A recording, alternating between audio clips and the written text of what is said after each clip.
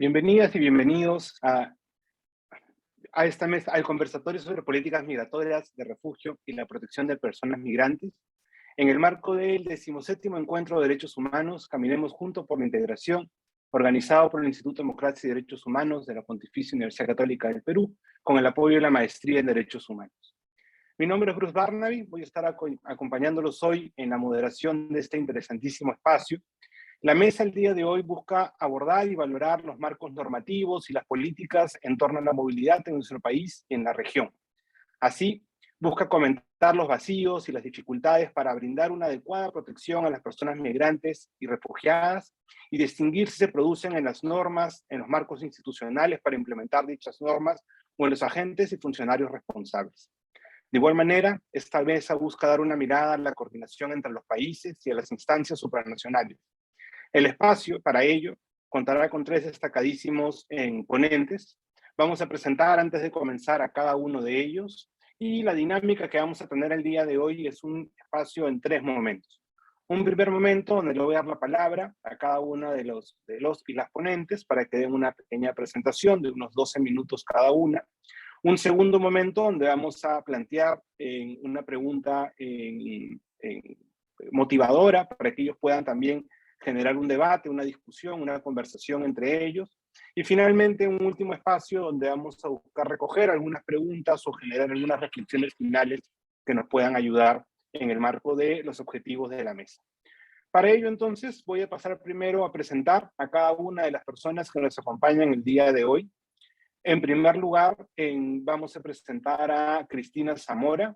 Ella es doctoranda de la Universidad de Sevilla, España, investigadora en el Instituto Universitario de Investigación de Género e Igualdad de la Universidad de Málaga, profesora en la Universidad de Huelva y especialista en temas de migración, asilo, refugio, género y perspectiva decolonial. En un segundo lugar, vamos a tener a Federico Agusti, licenciado en Derecho por la Universidad de Buenos Aires, con estudios de posgrado en Políticas Públicas y Migraciones Internacionales obtenidas en Argentina. Tiene más de 20 años de experiencia trabajando para y con las personas refugiadas y migrantes. Fue director de Asuntos Internacionales y Sociales de la Dirección Nacional de Migraciones de Argentina. Asumió funciones como presidente de la Comisión Nacional para Refugiados de Argentina tras más de 7 años como funcionario en la Oficina de Coordinación en Temas Internacionales de la Dirección Nacional de Migraciones. Y además de todo el trabajo en el gobierno, ha ejercido como docente universitario. Desde el 2019 es representante de ACNUR, la Agencia de las Naciones Unidas para Refugiados en el Perú. Y en tercer lugar, vamos a presentar al ministro Carlos Briceño Salazar. Él es un abogado de nuestra casa de estudios, cuenta con una maestría en Relaciones Internacionales en la Academia Diplomática del Perú. Asimismo, tiene estudios de posgrado en Relaciones Internacionales en el Instituto Interamericano de Administración Pública en París, Francia. Ha sido representante alterno del Perú ante los organismos internacionales con sede en Ginebra y de igual manera ha servido en el Consulado de Perú en Guayaquil, en la Embajada de Perú en el Reino de los Países Bajos y en la representación permanente del Perú ante UNESCO en París, Francia. Actualmente es director de Derechos Humanos del Ministerio de Relaciones Exteriores. Así que sin más, sin quitarle más tiempo a nuestros ponentes, vamos a dar la palabra en primer lugar a Cristina Zamora por 12 minutos para que nos pueda dar una mirada general sobre el tema que nos toca en el conversatorio. Bienvenida, Cristina, y comenzamos a contar.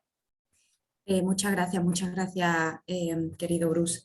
Bueno, me he puesto también el temporizador para intentar no pasarme del tiempo. ¿Me escuchan bien? ¿Sí? Estupendo. Bueno, en primer lugar quiero comenzar agradeciendo, como no puede ser de otra manera, al IDEPUC, al Instituto de Democracia y Derechos Humanos y a su maravilloso equipo humano por un año más convocarnos para hablar de derechos humanos y haber pensado en esta ocasión en mí para estar hoy aquí. Y también muy especialmente a mis compañeras, Cécile Blouin e Irene Pala, con las que he trabajado codo con codo en el estudio de la defensa de las personas migrantes y refugiadas en el Perú. Y bueno, lo que hoy expondré también forma parte de un trabajo elaborado por nosotras 3, ¿vale? Me gustaría, en primer lugar, exponer un esquema de lo que será mi intervención en términos generales y, bueno, ya que se nos pregunta sobre, en concreto, las políticas en torno a la movilidad en Perú, la movilidad humana en Perú y en la región, Bueno, yo centraré mi análisis en la creciente, como vamos a ver, securitización y control que marcan las principales prácticas políticas migratorias en el país, tanto desde el punto de vista del gobierno como crítica y también por parte de los agentes internacionales y sociales. En este caso, tal como acordé con mis colegas, Bluan y Pala, estructuramos nuestro análisis en tres periodos y en tres momentos. Yo me referiré en este espacio de 12 minutos, me referiré a los primeros 2 momentos del análisis y el tercero lo abordaré en la sesión de tiene todo el sentido de la pregunta motivadora, ¿vale? El primero al que hacemos referencia es desde inicios de los 2000, que coincide con el inicio de la etapa del cambio de paradigma en la política migratoria en la región hasta el 2015, y el segundo hasta el 2016, y el segundo a partir de 2017 con la nueva ley de migración hasta la pandemia. Como digo, el tercer momento lo abordaré en el periodo de la pregunta motivadora y haré referencia a cuáles han sido las propuestas con poco o nulo éxito, tanto por parte del gobierno como por parte de las organizaciones internacionales durante ese periodo. Bueno, la razón de esta estructura viene dada por las propias características de la movilidad humana en Perú y también por la respuesta política nacional dada a dicha movilidad, ¿no?, que fluctúa en Perú, ¿no?, y por la respuesta también política nacional a esta movilidad, que, insisto, fluctúa de ser quizás menos securitista a más securitista, ¿no? El primer periodo, lo nombramos como el surgir de la cuestión migratoria, ¿no?, en la política peruana entre inicios de 2000 hasta el 2016. En este primer periodo se caracterizó a nivel regional, recordemos, por un proceso de liberalización de los marcos normativos migratorios en América del Sur, que buscó cambiar el paradigma de las normativas, que hasta la fecha se basaba en una visión eminentemente de seguridad nacional, ¿no?, hacia una política anclada en la tutela de los derechos humanos.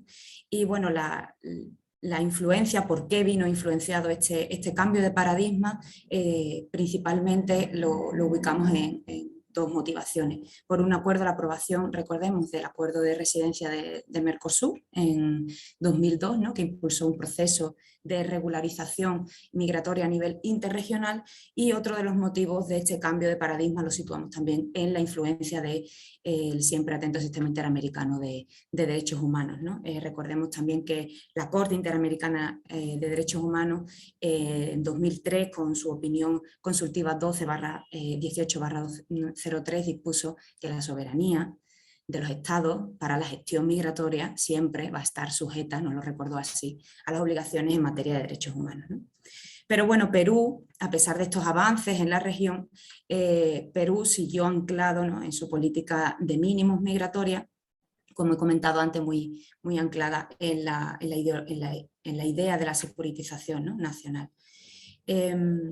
En 2002 el Perú aprueba la actual ley para las personas refugiadas, ¿no?, que contempla los estándares previstos en el derecho internacional de las personas refugiadas. A inicios del 2000 Perú también era un país predominantemente de emigración. Los escasos números de personas inmigrantes explican también en parte el poco interés, ¿no?, en desarrollar una política por aquel momento estatal migratoria de forma integral, ¿no? Y bueno, en Perú hasta 2003 la cifra de personas extranjeras en el país no superaba los 20.000, ¿no? En el 2007 más de 40.000 personas extranjeras ya residían en el país, y para 2012 la cifra de personas extranjeras ascendía a 89.000, ¿no?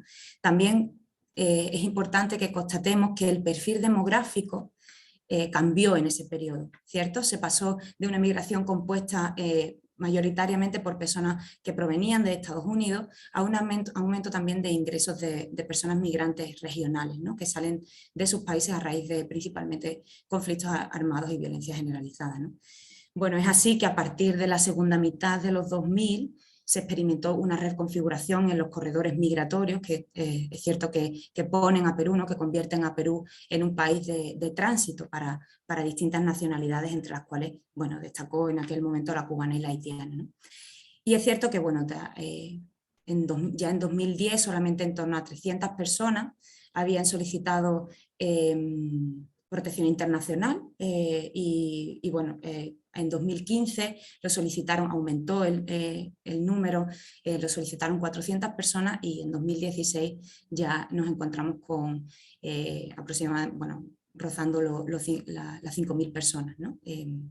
Quienes habían solicitado protección internacional. Bueno, ¿y qué hay, ¿no?, en este marco que hay con las organizaciones internacionales en materia de migración? Bueno, con estos cambios en estos flujos, el interés también y el rol de Naciones Unidas en la agenda migratoria para Perú creció. La Organización Internacional para las Migraciones tiene una larga trayectoria, como sabemos, en el país y comenzó dedicándose a la formación en materia de gestión migratoria y también al tema de la trata de personas. Y en 2011, por el impulso de la OIT, se creó la Mesa de Trabajo Intersectorial para la Gestión Migratoria, ¿no? Desde 2014, la OIM apoya formalmente a la Secretaría Técnica de esta mesa. Bueno, para concluir con este primer periodo, a pesar de la reconfiguración de los corredores migratorios en el Perú y algunos avances en la construcción de la política migratoria, bueno, ese primer periodo se caracterizó, como vemos, por una política migratoria muy poco acorde realmente con los estándares internacionales y regionales y sin un espacio real, ¿no?, para la agenda pública. Y el segundo espacio, la política migratoria de control, que nosotras denominamos con rostro humano, a partir del 2017, se caracteriza por 4 ideas principales que nosotras hemos identificado, y yo me voy a centrar en 2 de ellas, ¿vale? Porque si mi reloj va bien me quedan 4 minutos. Entonces, estas 4 ideas principales es la nueva ley de migración y los canales de regularización para la población venezolana, que sin duda igual tiene oportunidad de nombrar nuestro ministro, las prácticas de ingreso y permanencia para la población venezolana, ¿no?, que bascula entre la burocracia, los cambios y la eterna incertidumbre. La implantación de las expulsiones de las personas migrantes y la cuarta característica, ¿no?, el rol también de las Naciones Unidas y de la sociedad civil. Como digo, me voy a centrar principalmente en 2. Las prácticas de ingreso y permanencia para las personas, para la población venezolana. Bueno, desde 2017 Perú ya se instaura, ¿no?, un régimen de incertidumbre y alerta, generando lo que nosotros consideramos un caos y un limbo jurídico, desde luego, para las personas migrantes vulnerabilizadas y precarizadas, ¿no?, que viene, en parte, ¿no?, se ve amenazada continuamente por cambios en los requisitos que son exigibles a la población venezolana para acceder a un grado mínimo de protección, ¿no? En 2018 con la solicitud de presentación del pasaporte, en 2019 requiriendo la visa, ¿no? Y bueno, esto lo que dejó fue un espacio mínimo para las personas migrantes provenientes de Venezuela, que como estrategia de agencia, también de autoprotección y de resistencia, recurrieron como vía para solicitar protección la vía de las solicitudes de asilo, ¿no? Bueno, esta creciente tendencia de la población migrante venezolana a la solicitud de asilo no vino respaldada por una política de atención y de acogida por parte del gobierno, ¿no? Y si queda tiempo en la parte de la pregunta me podré detener un poco más. Y la segunda identificación a la que me quería referir en este periodo también es el rol de Naciones Unidas y de la sociedad civil, ¿no? Como hemos comentado, las organizaciones internacionales y las organizaciones de la sociedad civil que se instauran en el país mantienen un discurso, y estaría encantada de discutirlo con mi colega Federico Agusti, se mantienen en el discurso de lo humanitario, ¿no? La migración venezolana ha sido, ¿no?, el primer fenómeno de inmigración importante, ¿no?, en términos cuantitativos, ¿no?, que se da en el Perú, como ya hemos destacado, y esto hace que surja en el país un nuevo campo de acción en el cual ningún actor nacional había trabajado previamente, ¿no?, a excepción, es cierto, de algunas instituciones religiosas. Entonces se ve y se identifica una falta de preparación y una falta de organización muy evidente, ¿no?, en la gestión gestión que por otra parte se deja solo y exclusivamente, hay una desatención por parte de la política, por parte del gobierno, y se deja solo y exclusivamente en manos de las agencias internacionales, ¿no? También es importante destacar que aproximadamente en estos 4 años, ¿no?, en el país han surgido también de manera espontánea y bajo también la influencia de Naciones Unidas espacios de actores dedicados solo y exclusivamente o prioritariamente a actividades en favor de las personas migrantes y refugiadas venezolanas, ¿no?, para poder asistirlas, ¿no? Bueno, un ejemplo son los albergues de las personas migrantes, que están también que articulan, ¿no?, un trabajo de red en el propio territorio, y aunque principalmente los encontramos en las regiones con mayor concentración de movilidad, ¿no?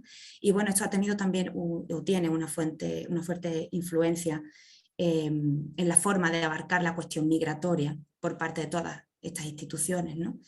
Que se enfoca en esta asistencia humanitaria con un discurso de continua emergencia. Es como... podríamos pensar que es como si las propias agencias internacionales, dentro del marco de Naciones Unidas, únicamente se están dando su propia, se están autoavalando siempre y cuando exista un espacio de emergencia en el cual puedan intervenir, ¿no?, cuando no es necesario. Y bueno, este discurso de continua asistencia humanitaria también privilegia una atención a las categorías, que es cierto que muchas veces somos muy críticas, ¿no?, desde la academia, de las categorías entre personas migrantes o personas refugiadas, ¿no? Que, bueno, que supuestamente pues, tienden a ser más proteccionistas, ¿no?, con un perfil vulnerabilizador determinado. Bueno, con esto creo que no me paso, lo dejo de momento aquí y les doy la palabra de nuevo a nuestro moderador. Muchas gracias. Muchas gracias, Cristina. Creo muy interesante, además, para abrir y comenzar la discusión con los representantes de las entidades, con las personas especialistas en el tema que tenemos en la mesa. Le damos la palabra entonces a Federico Agusti. Federico, también contamos 12 minutos para ir conversando. Muchísimas gracias, Bruce. Muchas gracias también, Cristina. Y me parece excelente el empezar con alguna mirada crítica sobre el papel que pueda tener o no el gobierno y las organizaciones internacionales. Yo simplemente compartiría algunas notas, observaciones en base a ciertas políticas, desafíos y hasta donde tendría tiene que ver también con identificar ciertos marcos normativos, políticas, vacíos, dificultades que se generan a través de las normas o a través de las instituciones y algunas coordinaciones que hay a nivel de los países y también instancias supranacionales. En relación a lo que es marco normativo, creo que Cristina lo mencionaba muy bien. En el caso de Perú, Perú es parte de prácticamente todas las convenciones internacionales vinculadas a los derechos humanos y por supuesto también vinculados al tema migrante y al tema de refugiados. En lo que tiene que ver específicamente con refugiados, son parte de la Convención de 1951 sobre el Estatuto de Refugiados, del Protocolo de 1967 de Nueva York, pero también son parte o han incorporado dentro de su legislación a lo que es la Declaración de Cartagena, que es básicamente una ampliación de la protección, lo que llamamos la definición ampliada. No solamente la convencional que está a nivel internacional y que define qué es un refugiado, sino en América Latina, una enorme cantidad de países, son 17 países que han incorporado en su legislación interna lo que en el año 84 se estableció a través de una conferencia internacional y que busca ampliar esa protección ya no solamente por cuestiones de persecución individual, sino por cuestiones objetivas que suceden en los países de origen y en donde la amenaza a la vida, seguridad y libertad de las personas se ven impactadas por distintos motivos, conflictos internos, violaciones a los derechos humanos, graves perturbaciones al orden público, etc. Eso creo que es un primer paquete, digamos, que tiene que ver con la incorporación de las normas duras en términos de protección, pero también en términos de algunas normas, como algunos llaman el soft law, como pueden ser los pactos mundiales. El Perú ha también ratificado el Pacto Mundial de Migraciones, el Pacto Mundial para los Refugiados, que tienen que ver con nuevas estrategias de abordaje también en ambas temáticas. En ese marco, quizás también poner un poquito el contexto. Estamos hablando, en el caso de América, que poco a poco se ha convertido en un espacio de protección. Es decir, hoy el 20% de las personas refugiadas, solicitantes de asilo o desplazadas internas a nivel global están en las Américas. Esto no era así hace algunas décadas atrás, con lo cual hay un enorme impacto, que por supuesto está, en el caso de Perú, fundamentalmente en el tema de Venezuela, pero a nivel de América Latina tenemos la situación del Triángulo Norte, entre Honduras, Guatemala, El Salvador, tenemos la situación de Nicaragua, tenemos desplazamiento interno en Colombia, un montón de situaciones que impactan en la región. Perú, concentramos el tema básicamente en Venezuela, ya lo decía Cristina, para no repetir, hubo un cambio de patrón migratorio muy marcado, ¿no? Es decir, de ser un país de emigración, se convirtió en un país receptor de personas refugiadas y migrantes. No me quedaría, Cristina, solamente con el término migrantes, sino incorporo el tema de refugiados porque desde nuestra concepción muchas personas que están saliendo de estos países lo hacen en búsqueda de protección internacional, no simplemente por una elección de mejorar sus condiciones de vida, sino porque quedarse no es una opción. Entonces, en ese marco, lo que ha recibido el país y en ese cambio de flujos de personas que salen a personas que ingresan, tiene un enorme impacto. Era un país que no estaba preparado para recibir personas a nivel normativo y a nivel de las instituciones públicas, porque obviamente la mirada sobre el tema, sobre todo sobre el tema migratorio, estaba puesto hacia afuera, básicamente en la Cancillería, en cómo proteger a los nacionales que estaban en el exterior, o en cómo trabajar con aquellos que retornaban. Y de los 4 ejes que tiene la política migratoria actual, uno solo de ellos tiene que ver con la inmigración, los otros 3 tienen que ver a los que se van, a los que se van a ir o a los que están regresando peruanos. Entonces, sin duda, esto genera un enorme impacto. Estamos hablando del mayor desplazamiento en la historia de América, en el caso de Venezuela. Nunca, jamás hubo un desplazamiento tan masivo, tan rápido en la región. Entonces, no hay magia en las políticas públicas, hay una construcción que se va dando y esa construcción demora tiempo. Pero pondría algún acento en esta primera parte. Por ejemplo, y creo que en eso el Perú ha dado muestras de alguna adaptación, ¿no? Porque en el medio además hubo una pandemia. La primera es que permitió y registró a más de 530.000 personas que han solicitado refugio en el país. Ningún otro país en el mundo ha registrado tantas personas venezolanas como lo ha hecho el Perú. El Perú tiene un poquito más del 50% de todas las solicitudes de refugio de venezolanos en el mundo. Es decir, todo el resto del mundo tiene menos solicitudes que las que tiene el Perú. Entonces ahí poner también en la balanza cuestiones positivas y también podemos ver las negativas. Pero las positivas es que el primer punto, el más importante, que es que puedan acceder al territorio y que puedan tener un primer acceso al sistema, eso lo han mantenido mejor que cualquier otro país de la región y del mundo en relación a los venezolanos. Y por eso 432.000 solicitudes de refugio venezolanos nos permiten observar ese dato.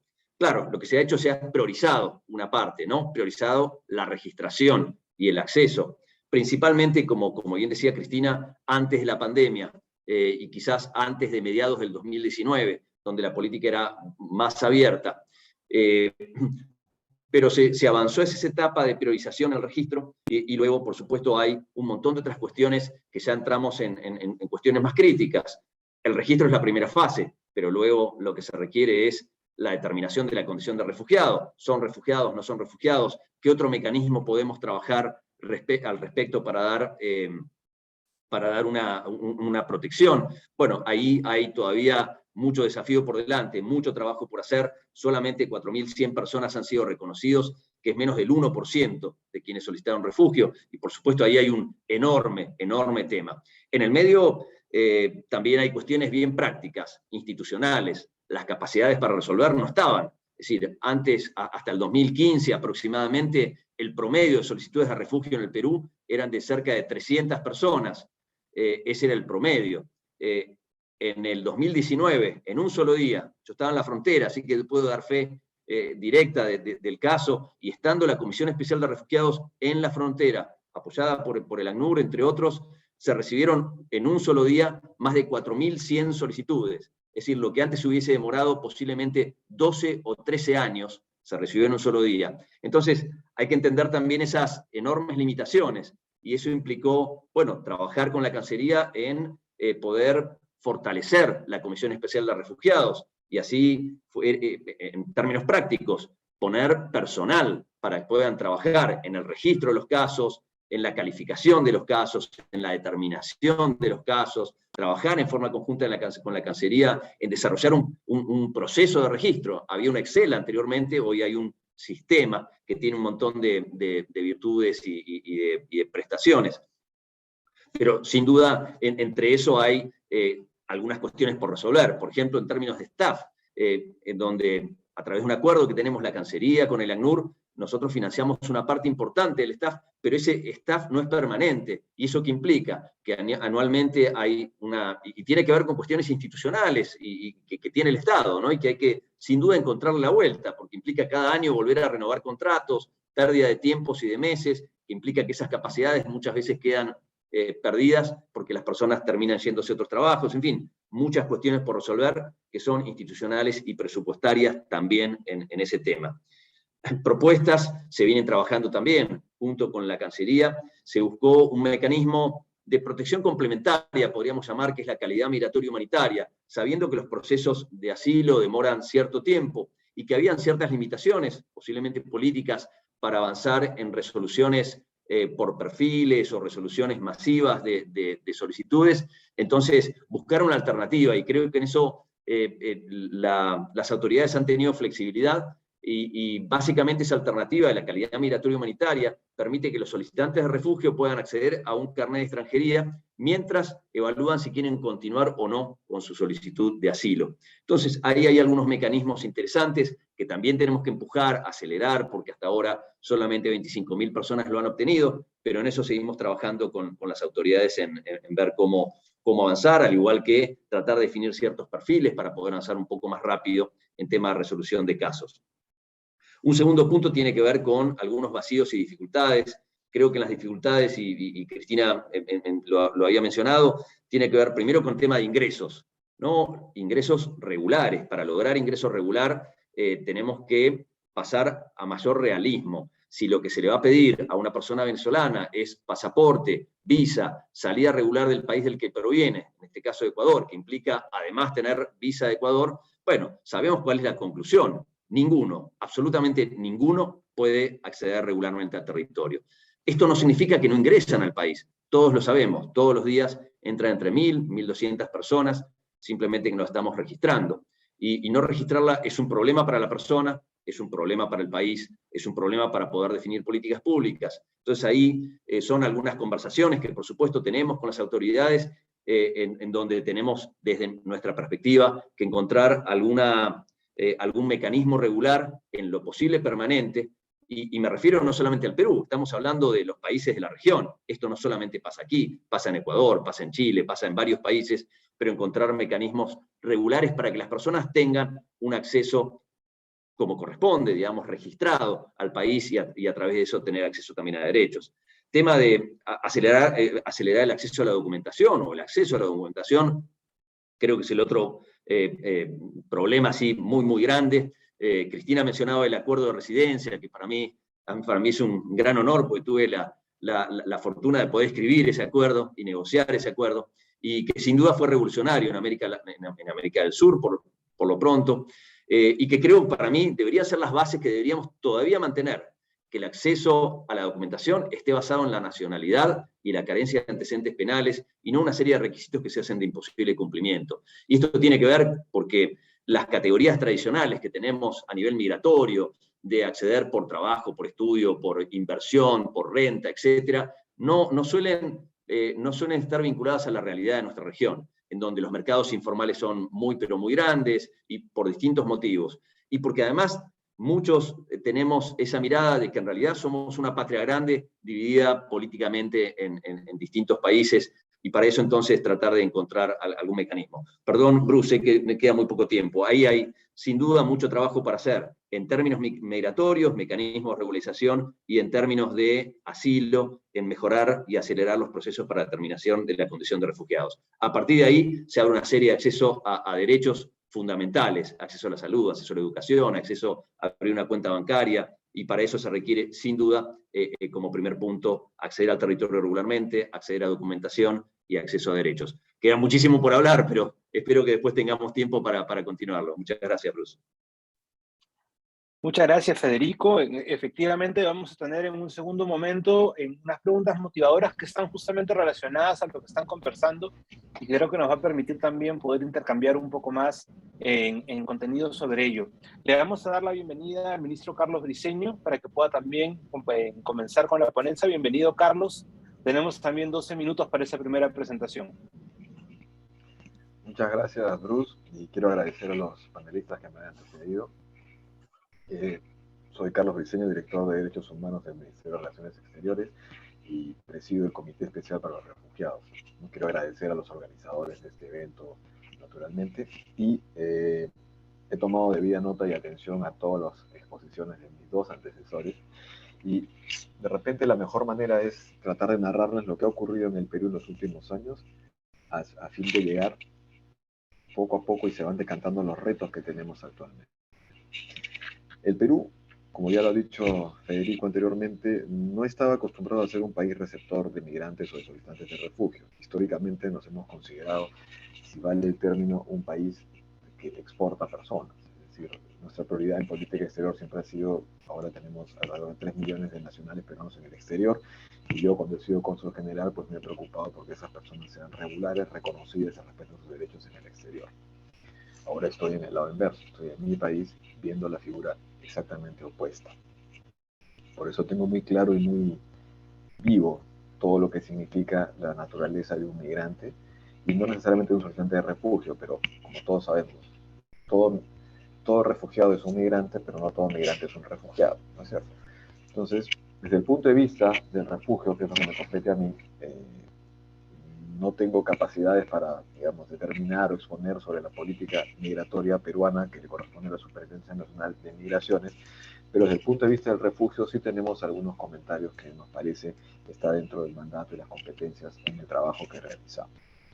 Por ejemplo, en el año 2015 se tuvo aproximadamente 433 solicitudes de refugio. Estamos hablando del año 2015. Esa era la cifra más alta que hemos tenido desde el año 2002, año en que se creó la comisión especial que actualmente tengo el honor de presidir. En el año 2016, como ya se mencionó, esta cifra se multiplicó por 10 y tuvimos alrededor de 5.000. Imagínense ustedes de un año a otro tener, ¿no es cierto?, 5.000 multiplicado por 10. En el 2017 ya teníamos 34.000 solicitudes de refugio. De 5.000 pasamos a 34.000. Y en el año 2018 tuvimos 130.000. Así hemos llegado en la actualidad a tener alrededor de 567.000 solicitudes de refugio. Esto simplemente para ejemplificar la multiplicidad y el gran número que ya lo han adelantado mis antecesores, pero nosotros como comisión, como comité especial, pues estas cifras las tenemos muy claras. Ustedes imaginarán lo que significa a nivel administrativo tener que procesar esa cantidad enorme de solicitudes. Entonces, cuando empezamos a recibir esas solicitudes de refugio, vimos que la gran mayoría de ciudadanos no sufrían persecución dentro de la definición clásica de solicitud de refugio, la gran mayoría. Por ello se hizo una evaluación sobre la posibilidad de aplicar la definición de la Declaración de Cartagena sobre los refugiados y se determinó que no se llegaba al umbral requerido para aplicar esa definición. La pregunta es, ¿por qué? ¿No es cierto? Esto se podía evidenciar porque las propias personas que tenían interés en regresar a su país de origen, eventualmente, las propias personas tenían interés en regresar a su país de origen.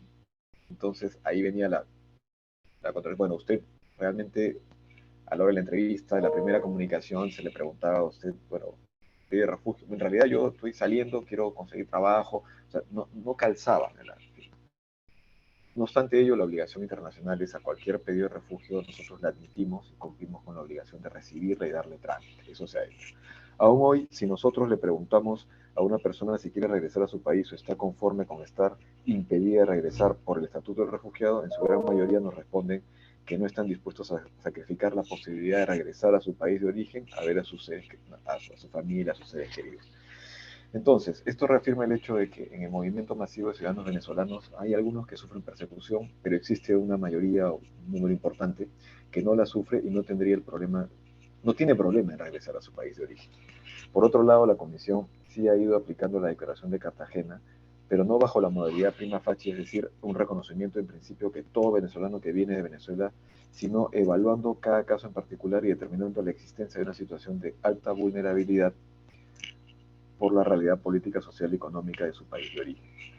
Y es así como la Comisión ha venido reconociendo el refugio no solamente con la definición del 51, sino también con la definición de Cartagena, haciendo una evaluación individual de los casos. De esta manera venimos reconociendo el refugio a personas con enfermedades que requieren atención médica, menores no acompañados, víctimas de violencia de género, entre otras. En la actualidad, el porcentaje de personas reconocidas vía la definición empleada es mayor que el porcentaje de personas reconocidas con la definición de la Convención del año 51. Cuando nosotros como Comisión Especial para Refugiados empezamos a recibir las solicitudes de refugio, vimos que el mayor problema era que no existía una alternativa migratoria a nivel de la normativa peruana para las personas que llegaban, pues nos solicitaban el refugio. En el año 2017 se establece el primer permiso temporal de permanencia, denominado en el Perú PTP. El primer PTP buscaba regularizar a todos aquellos que habían entrado al Perú hasta determinada fecha en el pasado, pero no atendía a las personas que se habían entrado al territorio peruano. Eso se determinó posteriormente que era una gran limitación. Las personas que llegaron después de la fecha establecida por el reglamento de los PTP no tuvieron otra alternativa que solicitar el refugio. Y es ahí que nosotros comenzamos, digamos, estos números que describí anteriormente comenzaron a aumentar y aumentar y aumentar. Y eso es lo que ha ido engrosando. Situación que no ha pasado en otros países en donde se ha dado una rápida solución migratoria a estos fenómenos masivos de llegada de migrantes. Estoy utilizando la palabra migrantes y no necesariamente refugiados. Con el trabajo de la Cancillería, y ahí lo que quiero testificar es que hemos aportado en ese trabajo conjunto con las autoridades competentes nacionales del Perú, se logró finalmente un último PTP que es hacia adelante, es decir, no con fecha hacia atrás, sino hacia adelante, con una apertura. Lo que sucedió posteriormente fue en el año en que se creó ese PTP abierto, coincidió con una serie de actos delincuenciales de grupos minoritarios de nacionalidad venezolana que generó una fuerte repercusión en la prensa, salieron en los medios una serie de información y todo eso afectó negativamente estos esfuerzos de procesos de regularización migratoria. Luego apareció la pandemia, periodo en el que seguimos atendiendo de manera virtual y en el que siguieron entrando nacionales venezolanos pese al cierre de las fronteras, no solo en el Perú, sino en varios países de la región por el hecho de la pandemia, incluso en el mundo.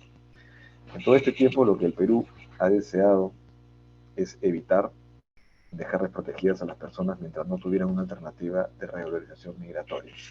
Si nosotros resolviéramos con los criterios que manejamos actualmente, tendríamos que denegar a la gran mayoría de pedidos de refugio. La pregunta es qué hubiera pasado si estas personas hubieran quedado ¿qué hubiera pasado con ellos? Estas personas hubieran quedado de manera irregular y hubieran caído en la categoría de la expulsión, porque la ley migratoria establece la expulsión cuando una persona es irregular.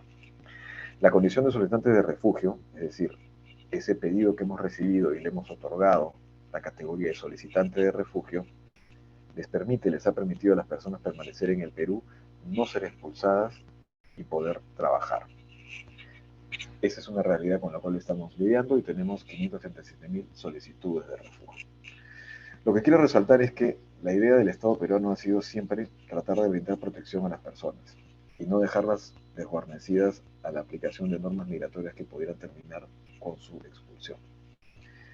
Como dije en un inicio, ese número de multiplicación de números de pedidos, y cada uno son seres humanos y cada persona tiene una historia detrás de ellas, bueno, en esta narración que les he hecho de lo que ha venido ocurriendo, las cosas se han desencadenado de esa manera y la comisión que me toca ahora presidir desde hace 4 meses es cómo ha venido actuando y en las opciones que hemos encontrado en el camino.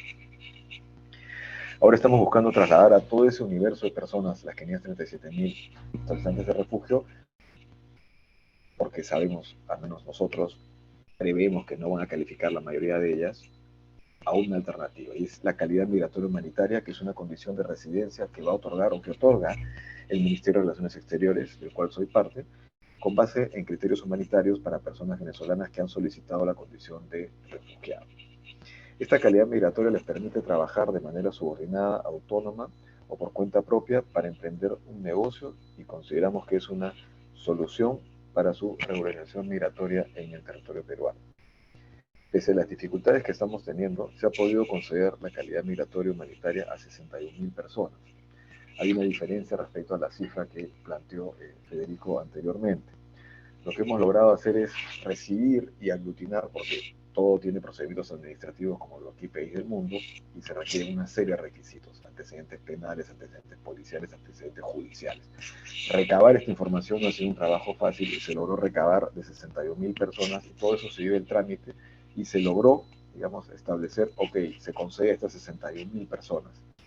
El asunto es que por diversas razones no se ha logrado mantener el contacto con estas personas y solamente han recogido, entiendo, la mitad, 25.000, 28.000 personas, con lo cual habrían la mitad, 30.000 trámites que se han concluido para beneficiar con la calidad migratoria y no sabemos actualmente si las personas siguen en el Perú, no están en el Perú, no hemos tenido cómo contactarlas. Entonces, hay varias innumerables variables que aparecen en todo este proceso y hemos hecho el esfuerzo y no se ha logrado situaciones como esta. Para esto estamos recurriendo a la ACNUR y a la OIM para que nos ayuden, ¿no es cierto? Y tratar de solucionar estos impases con vistas a lograr una mejor situación de estas personas en territorio peruano. A las personas que reciben la calidad humanitaria se les indica que tienen 60 días desde que reciben el carnet de extranjería para avisarnos si requieren continuar con el pedido de refugio. De no hacerlo, se les archivaría la solicitud y quedarían como calidad migratoria humanitaria para residir en el Perú. Antes de concluir mi participación, quiero reafirmar que estamos comprometidos en acoger y regularizar a todas las personas que requieran protección internacional. Y con eso deseo recalcar que desde mi ámbito de competencia, que es materia de refugio, pues la protección internacional, a toda persona que nos lo solicite, trataremos de buscar una solución para esta situación. Finalmente, es preciso mencionar que los esfuerzos que el Perú requieren de la movilización de recursos de parte de nuestros socios internacionales, cuyo pleno y constante apoyo es fundamental para hacer frente a las necesidades de los refugiados. Y en este acápite deseo reiterar nuestro agradecimiento tanto a la oficina de la ACNUR, Alto Comisionado de Naciones Unidas para los Refugiados, así como a las actuaciones que ha tenido la OIM de manera conjunta con el ACNUR a través del apoyo que nos han realizado tanto a la Comisión como, entiendo, a la Superintendencia Nacional de Migraciones. Es muy difícil determinar la diferencia desde nuestro punto de vista entre migrante y refugiado con el fenómeno de personas que han tenido que salir al territorio de Venezuela. Es tan complicado que simplemente les doy el ejemplo que el propio secretario, desde nuestro punto de vista, el propio secretario general de Naciones Unidas tuvo que nombrar a un emisario, en el caso de los migrantes venezolanos, que sea el representante tanto de la ACNUR como de la OIM para establecer un trabajo conjunto, porque había un debate, al menos desde el punto de vista de varios países de la región. Entonces, es una solución pragmática en la cual a todos, las personas que salen de ese país, le estamos tratando de dar una solución. En Perú, yo estimo difícil que alguna persona pueda decir que el Perú no ha sido un país solidario ante una situación que nos ha rebasado en la materia de política y de prácticas, y hemos tratado de hacer lo mejor y seguimos haciendo lo mejor que podemos a fin de dar una recepción lo más adecuada dentro de las capacidades que un país en desarrollo como el Perú tenemos. Es todo lo que quisiera decir por ahora en este momento. Gracias. Muchas gracias, Carlos. Creo que hemos tenido ya con estas tres participaciones un panorama amplio de lo que implican las políticas, de un poco la historia de cómo se han venido desarrollando y la situación actual que tenemos en relación a ellas. Yo les quiero plantear una pregunta motivadora que nos han presentado, que es, para ser justos, una pregunta motivadora compuesta, porque tiene varias subpreguntas adentro de cada una de ellas. Pero creo que lo que quiero enfatizar acá es que la última de ellas busca además tener una mirada más propositiva, ¿no? No solamente quedarnos y mirar qué es lo que está ocurriendo, cuáles son en ese caso los retos, sino también qué otras cosas se podrían hacer y cuáles son finalmente los instrumentos que se podrían utilizar en ese sentido. Les planteo ahora la pregunta y además las ponemos en el chat para que la puedan ver. Como les digo, es una pregunta compuesta. ¿Cuáles son los principales obstáculos vigentes que enfrentan las personas refugiadas y migrantes al momento de regularizar su situación? ¿Es posible alegar la omisión de cumplimientos de obligaciones internacionales en materia de derechos humanos por parte del Estado? ¿Y qué medidas y políticas podrían adoptarse para fortalecer y mejorar el proceso? ¿No? Como les digo, son tres preguntas en una que justamente buscan dar una mirada integral en lo que estábamos conversando. Entonces, con este reto, Cristina, te dejo para estos 5 minutos de comentarios, ¿sí? Muchas gracias, Bruce, y muchas gracias tanto a Agustí como a Briceño por sus intervenciones. Desde luego son sin duda muy enriquecedoras. Bueno, yo voy a intentar aglutinar, como les comenté anteriormente, la última parte de la intervención, ¿no? En la que, bueno, voy a nombrar solo y exclusivamente para que, bueno, también nos sirva como continuación de esa reflexión y, bueno, intentando también ser propositiva en este espacio. La última parte del estudio que, como ya les comentamos, realizamos también con Cecil Blanc y Irene Pala, nos enfocamos en cuáles fueron las respuestas, ¿no? Y tanto Agustí como Briceño han comentado cuáles fueron las respuestas por parte tanto del gobierno como de las organizaciones internacionales durante el periodo pandémico. Y bueno, intentando, de nuevo, insisto, ¿no? Ser propositiva. Yo creo que está muy bien que siempre contextualicemos de dónde venimos, ¿no? Y que repitamos hasta la saciedad qué supuso pasar de ser un país emisor de personas migrantes a ser un país receptor de migración. Pero yo creo que a día de hoy años después, no nos puede valer como causa a la escasa o a la no suficiente respuesta, ¿no? A las personas migrantes y también a las personas refugiadas. Yo creo que sin duda Agustí tendrá algo que decir respecto a la categoría humanitaria, protección. Seguro que tiene algo que añadir y bueno, intentando también ser propositiva y pragmática y relacionando la pregunta que nos lanzaba el profesor Barnaby acerca de bueno, la responsabilidad también estatal, ¿no? A veces yo creo que en materia de migración y de protección de personas refugiadas se nos olvida la doctrina de la diligencia debida del Estado, ¿no? Y bueno, resultaría muy interesante aplicarla a esta materia. Y bueno, y en caso de duda, y hablándolo en términos generales, intentando tampoco sobrepasar el tiempo, siempre que... si intentamos siempre poner en el centro a las personas migrantes o a las personas refugiadas y entre el baile, ¿no? que tenemos de las infinitas categorías de la movilidad humana, ¿vale? Para no llamarlo siempre migración, dentro de la movilidad humana yo creo que también forma parte de una de las responsabilidades que devienen de la doctrina de la diligencia debida hacia el Estado, siempre apostar por beneficiar a la persona en movilidad, ¿no? Entonces, ante la duda de qué categoría aplicar, pues lo ideal sería aplicar y poner en práctica la más proteccionista. Con esto y esperando siempre la respuesta de mis compañeros, de mis colegas de panel y de las personas que nos están viendo, te paso de nuevo la palabra. Muchas gracias, Bruce. Muchas gracias, Cristina. ¿Te parece entonces, Federico, si continuamos contigo para la conversación? Sí, claro, claro, Bruce, y gracias, Cristina. Mira, ahí en términos de obstáculos, que básicamente un poco planteo cuáles siguen siendo algunos de los principales obstáculos vigentes que enfrentan las personas para regularizarse, diría varios obstáculos. El primero es el tránsito a nivel de la región, ¿no? Porque hablamos de una crisis que es regional, no es una crisis que impacta en Perú, impacta en toda América Latina.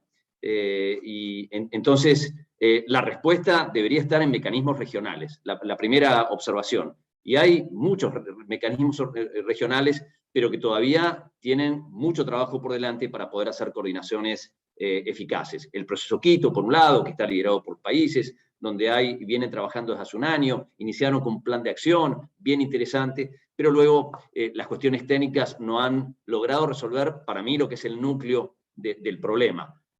Tránsito regular, acceso a documentación. Ahí está la coordinación de organizaciones a través del RMRP, el Plan de Respuesta para Refugiados y Migrantes, donde participan 17 países, 190 organizaciones, y ahí quizás más, como decía Cristina, desde el lado humanitario, de asistencia, pero debo decir, Cristina, que ya no es solamente lo humanitario, también estamos pasando a temas de desarrollo, integración, inserción social, económica, laboral, etc. Y luego hay cuestiones de coordinación internas, Perú, la Mesa de Trabajo de Gestión Migratoria, el GTRM, el Grupo de Trabajo de Refugiados y Migrantes, múltiples espacios de coordinación. muchos están produciendo y trabajando mucho. El GTRM creo que está haciendo un muy buen trabajo. El año pasado se recaudaron 93 millones de dólares para aplicar aquí en Perú para el tema de refugiados inmigrantes venezolanos. El grupo de trabajo de gestión migratoria viene tratando de abordar cuestiones puntuales, vacunación, integración, etc. El GTRM hace un trabajo de visibilización importante. Me parece que quizás el mayor desafío hoy está en el proceso Quito, donde los países tienen que liderar una respuesta y donde tienen muchas herramientas más para trabajar. Hay otros sin número de foros, el Foro Migratorio del Mercosur, la reunión de las CONARES, la CAN, la Conferencia Sudamericana, etc.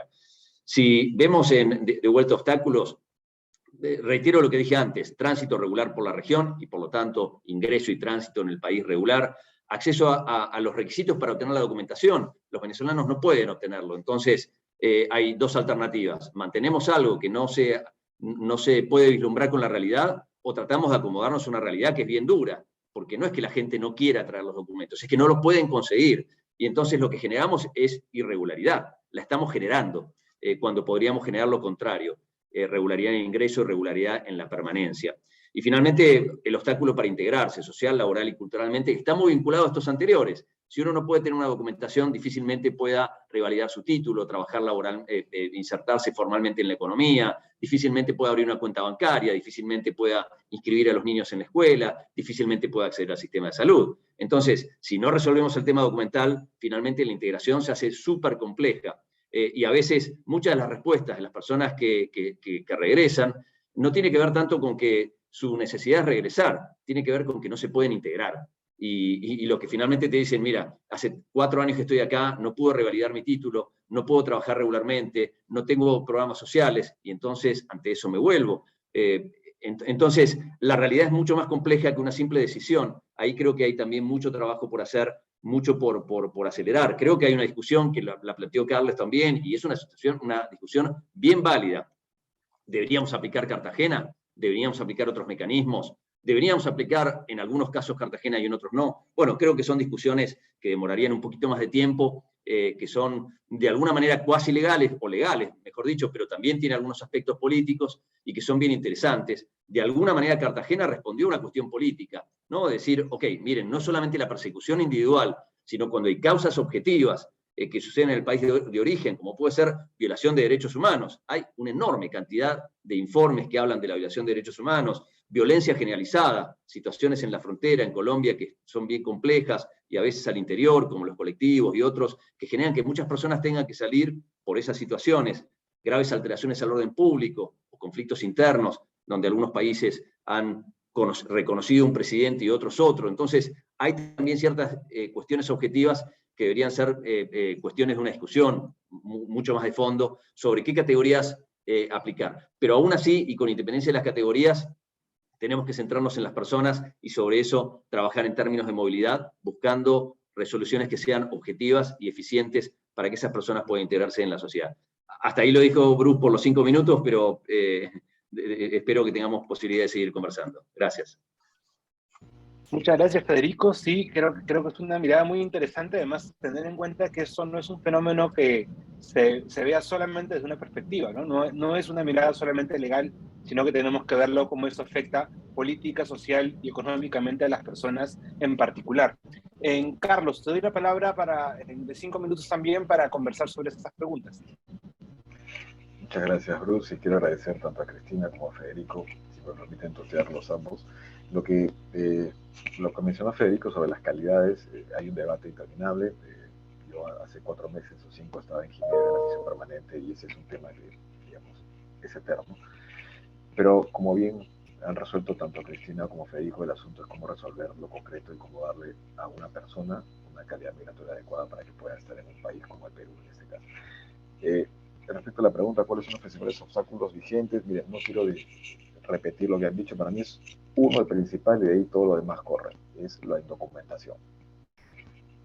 La gran pregunta es qué hacer con una persona indocumentada, sea migrante o sea refugiado. Desde el punto de vista del solicitante de refugio, bueno, hay una persona pues que de acuerdo a cifras que no puedo concretar, pero entiendo que la OIM y la ACNUR han hecho ese trabajo ya de un poco y hay un número importante de personas que no tienen. No quiero dar números porque no me siento adecuado, o sea, capacitado para darlas porque no tengo cómo comprobarlo, pero hay un número importante y el ACNUR lo tiene más claro que yo y la OIM de solicitantes de refugio, en el caso nuestro, que no tienen documentación. La pregunta es, ¿cómo resolvemos ese asunto? Lastimosamente no puedo darles una respuesta en este momento, pero sí es un problema que tenemos identificado y tenemos que resolverlo. Para resolverlo, está claro que la única manera de conseguir documentos es tanto por un trabajo conjunto de la autoridad peruana con la autoridad del país de origen y, por supuesto, siempre bienvenida la cooperación de una organización internacional, pues el ACNUR en este caso. Pero hay que resolver varias aristas, ¿no es cierto? La propia figura del solicitante de refugio, pues si viene a pedir refugio es porque en su país de origen pues hay una situación en la cual yo no puedo contactar al país. O sea, todas esas variables hay que tomarlas en cuenta y tratar de resolverlas. Y es una realidad con la cual tenemos que afrontar. Y yo deseo con el equipo con el que trabajo encontrar una solución para las personas indocumentadas. Y ese trabajo lo tenemos que hacer, lo vamos a hacer, lo tenemos en mente y viene por delante. O sea, ustedes me preguntan, ¿qué obstáculos hay? Bueno, ese es un obstáculo. Es un obstáculo bien difícil. Y es un obstáculo no solo en el Perú, sino en cualquier lugar del mundo. En un país desarrollado la respuesta es muy simple. La persona está fuera del país en 5 minutos, ¿no es cierto? Porque hay ¿cómo la persona no tiene documentación? Es muy difícil determinar esa persona. O sea, la indocumentación es un problema muy serio. Nosotros queremos resolverla, tenemos que afrontarla y para eso, bueno, no, tenemos la mejor disposición para resolver. El segundo tema ¿es posible alegar la omisión de cumplimiento de obligaciones internacionales por parte del Estado en el caso del Perú? Lo que yo les puedo decir es que el Estado peruano, desde el punto de vista del refugio, tenemos muy claras nuestras obligaciones internacionales, los compromisos que hemos firmado, hemos sido parte de la Comisión del Pacto Mundial de Refugiados y de Migrantes, y desde el punto de vista de lo que es la figura de refugio, yo les puedo decir que hemos tratado de ser la mejor, hemos hecho todos los esfuerzos para cumplir nuestra obligación internacional, hemos sido solidarios, hemos encontrado soluciones creativas para todas las solicitudes de refugio, y no hay ninguna solicitud que no se haya recibido y dado trámite. E incluso puedo agregar que yo he llegado hace 4 meses, pero las personas que me antecedieron han hecho enormes esfuerzos a fin de teniendo muy presente las obligaciones que tenemos como Estado y hemos tratado todo el tiempo de cumplirlas y siempre hemos contado para ello con el apoyo del ACNUR y de la OIM. Respecto a que yo dije que a la 1 me tenía que retirar, son 1 para la 1, por favor, lo dije con anticipación antes de empezar. La tercera pregunta, ¿qué medidas o políticas podrían adoptarse para fortalecer o mejorar el proceso? Hay una frase en el Perú y en algunos lugares que es después de una batalla todos se sienten generales. Bueno, miren, este fenómeno empezó, yo acabo de llegar, obviamente tengo infinidad de ideas innovadoras, no las puedo soltar así nomás porque tengo que discutir con los equipos, porque estoy seguro que no es la primera persona que se le ocurre, sino que en el camino a la persona que se le ocurrió habían temas que habían que resolver previamente, pero definitivamente el proceso de regulación migratoria hacia adelante y no hacia atrás es una opción adecuada, ¿no es cierto? Y ahí estoy excediendo mi mandato de competencia porque estoy en la Comisión de Especial para Refugiados, pero el último PTP o, digamos, ese proceso de regulación migratoria que ha adoptado la Superintendencia Nacional de Migraciones es un proceso hacia adelante. Definitivamente hay que mejorar algunos aspectos, entiendo que hay una situación con algunas multas que se han venido acumulando, pero también entiendo que eso se está trabajando, se está elaborando, o sea, como le digo, yo no soy el inventor de la pólvora, pero son temas que se están trabajando y que estoy seguro que se van a superar próximamente.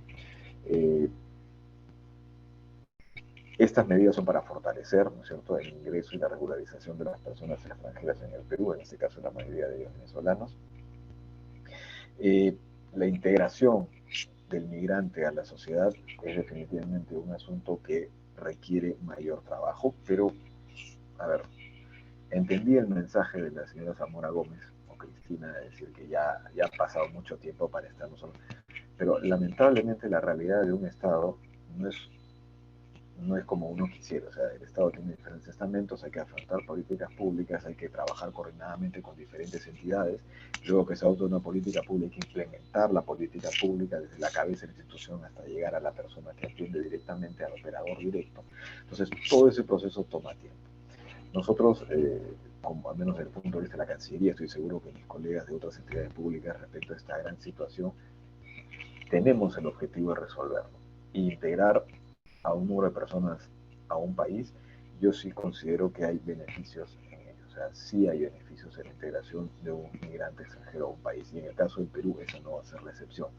Definitivamente que tenemos que seguir trabajando en ello, y yo estimo que es un desafío hacia adelante que el Perú va a resolver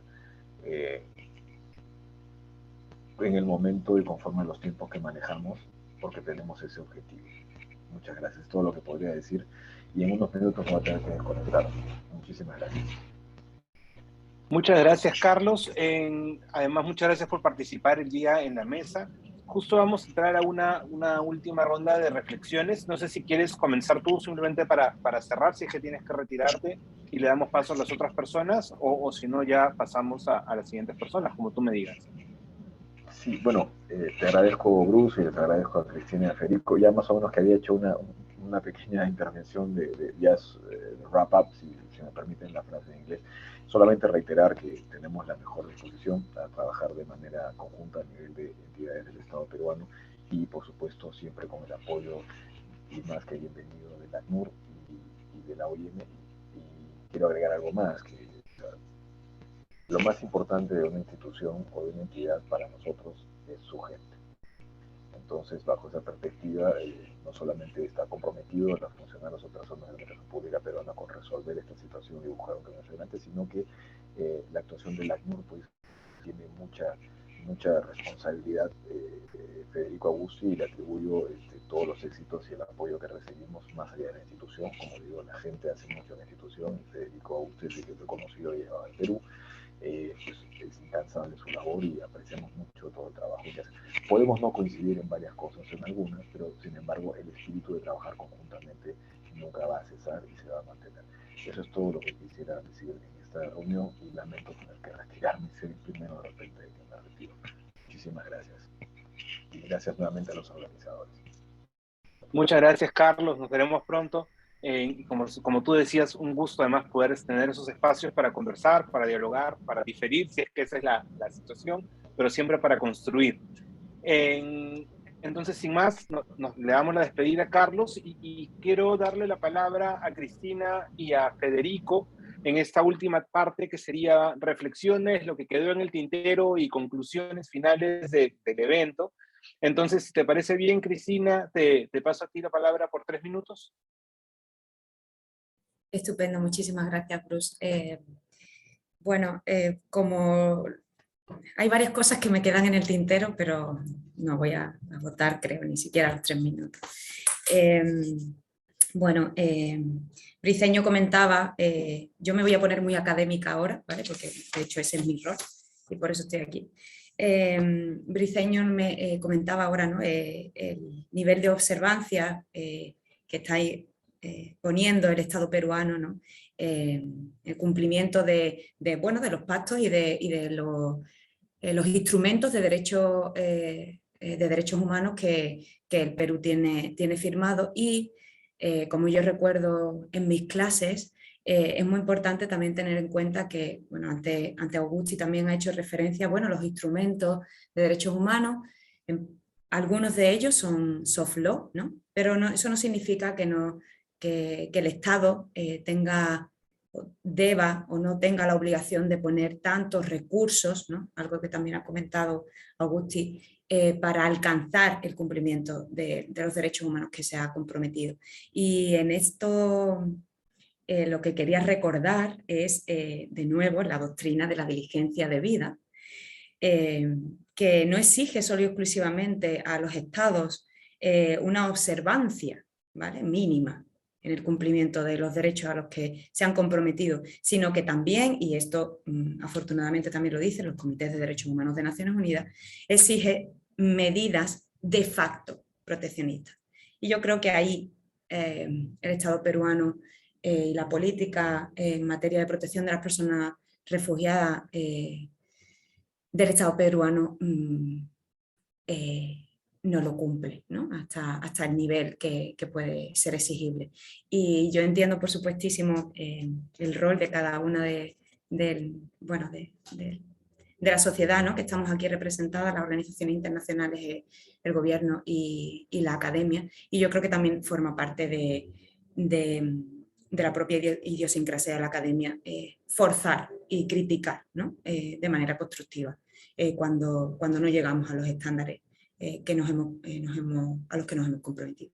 Y con eso concluyo. Muchísimas gracias, Bruce. Muchas gracias, Cristina. Federico, te pasamos la palabra para estas reflexiones, lo que quedó en el tintero, conclusiones finales.